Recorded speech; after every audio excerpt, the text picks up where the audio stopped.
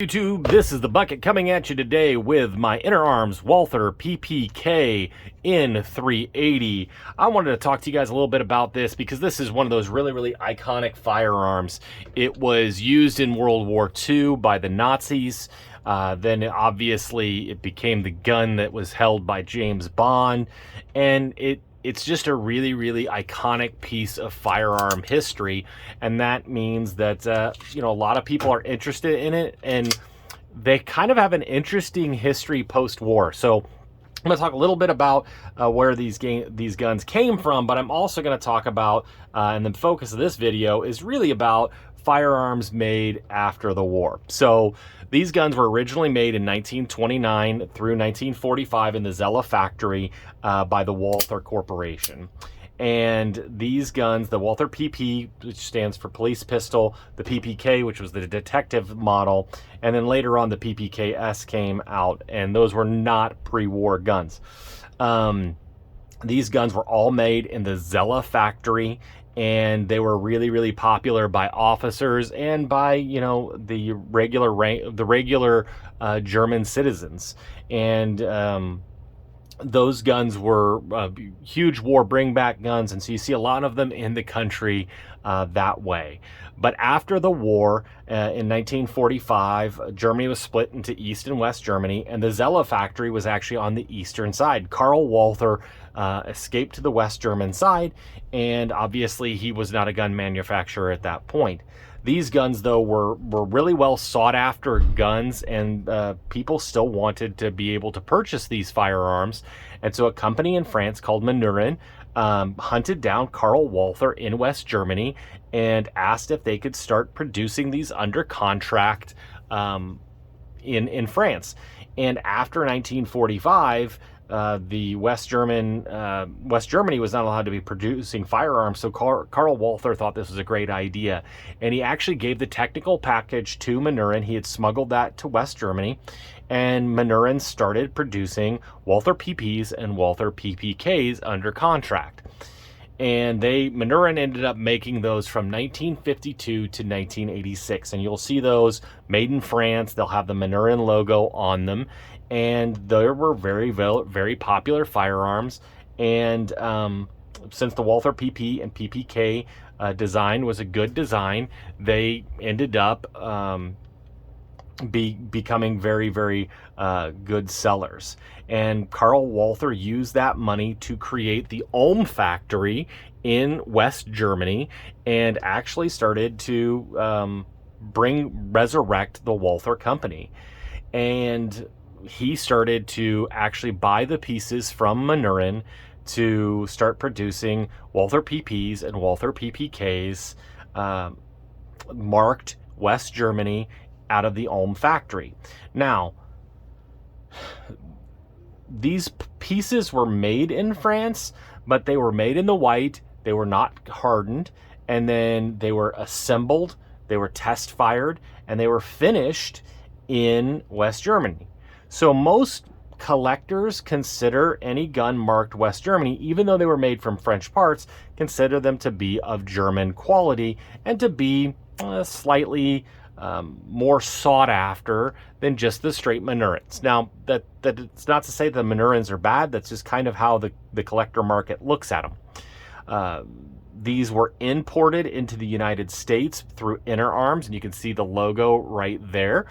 And they were good sellers in the United States as well. And actually, to complicate things, Maneurin never stopped producing these, and Interarms actually imported some of the Maneurin ones as well. So you will see Interarms guns that say made in France, and you'll see Interarms guns that say made in Germany.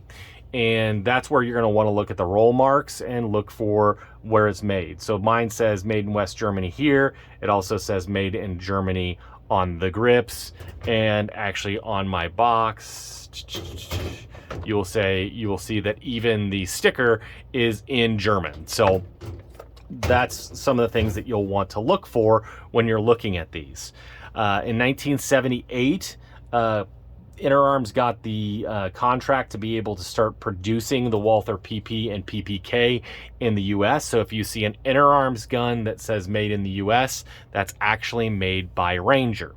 Now, to complicate this a little bit further, is the Gun Control Act of 1968 made it illegal to import these Walther PPKs into the country, and that's when the PPKS started to be produced.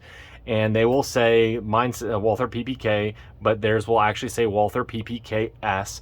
Those are, to somebody that really is a fan of the Walther PPK, you can really tell the difference just by looking at them. But the Walther PPKS has a Walther PP frame with a Walther PPK slide. And that's kind of how you can tell the difference between those. And after 1968, it was illegal to import the Walther PPK into the United States. So, what have we determined? We have the Eagle N, post-war Eagle N, so we know it was made in Germany. You can also tell on the frame there is the stag antler right there and a 2-digit date code. You can determine when your gun was proofed by that 2-digit date code. Now mine is IA. So how they did it was you had A through K was 0 through 9. They skipped J. So I would be a 8 and A would be a 0, which means my particular gun was proofed in 1980.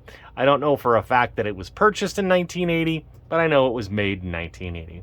So if you want to date your Interarms Walther, you can look at the date code. You can actually tell that this is a 380 by the serial. The suffix A means that it was a 380 pistol opposed to a 32 or a 22. Now, some of you probably are starting to ask, well, wait a second, Bucket, you said that after 1968, Walther PPKs weren't allowed to be imported anymore, and that is correct. From the forums and any literature I can find, the best guess on this particular gun is that this was one of the guns that could be sold directly to a police officer as a backup gun. That's what everybody is guessing this is. So this is a pretty rare model for it to be post 1968, but have it still be a Walther PPK that is imported by Interarms.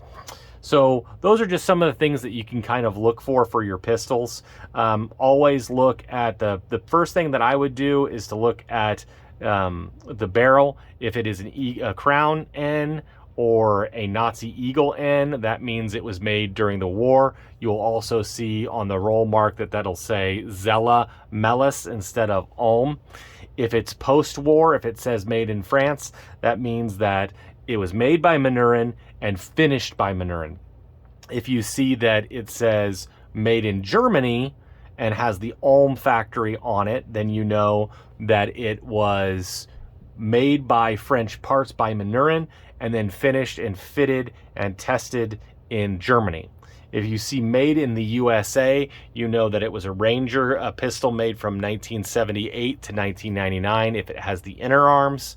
Walther actually made in some of them in the United States from 99 to 2001, but anything after that was made by Smith & Wesson. Those were the ones that were under recall, and you'll start to see some differences from the original design by the Smith & Wesson ones from 2002 to 2013. And just now, since 2018, they've started producing these in the United States again. So this is kind of a fun piece of history and a fun kind of whodunit detective special. I kind of enjoy guns that are like that. So to show you some different things, mine came with the finger extension magazine when it came in the factory. It actually fit that way in the box. I already showed you this, but I think these are kind of cool. The sticker that came from Walther, you can tell it's in German. It's serialized to the gun. They just put PPKS and then blacked them out. If it was a Walther PP, it would be blacked out like that. PPK, blacked out like mine is, and then if it was a PPKS, you know, it was made post 1968. It comes in a black plastic box. It does say Walther exclusive distributor, Interarms, Alexandria, Virginia. I do have the Interarms warranty card, which is kind of cool. There you go. It also comes with the Interams Walther in English manual. It says black and white with some color, with some blue ink on it as well. That makes it pretty cool. You can also tell, again, because it has PPKS as an option, you know it was going to be post 1968.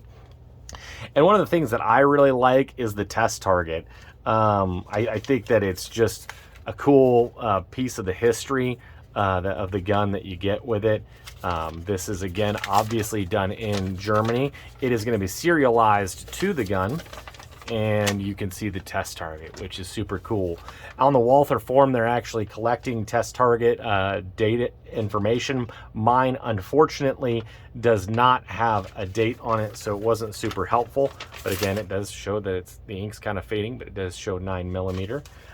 It's one of those guns that sometimes the extras just add so much to the gun, and I think that this is a particularly cool gun.